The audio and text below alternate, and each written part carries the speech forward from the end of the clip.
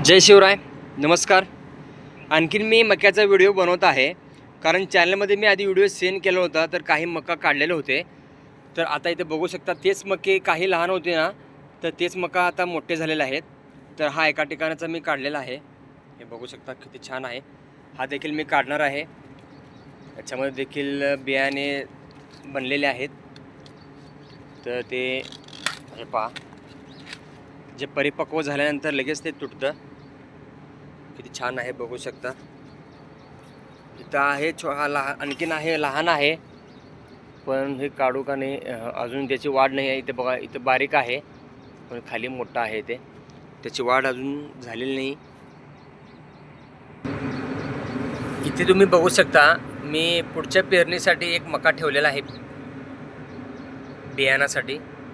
तर ते पूर्णपणे सुकल्यानंतर त्याचे बियाणे मी काढून ठेवणार आहे। तर तुम्हाला मी चॅनलमध्ये त्यावेळेस व्हिडिओ सेंड करेन। इथे बघू शकता, हा मका आहे, हा देखील अजून बनलेला नाही आहे, तर पुढच्या वेळेस मी काढेन।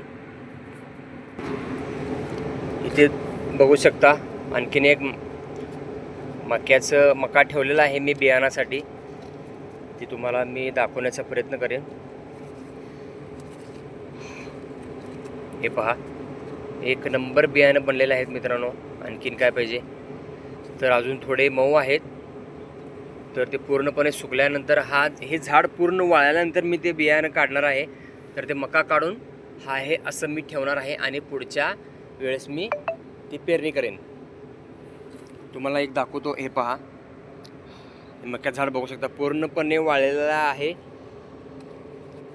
तर हा मका लहान आहे, तर याच्यामध्ये बियाणं तयार झालेलं असणार आहे। मी काढणार नाही, कारण मित्रांनो पाऊस पडलेला आहे।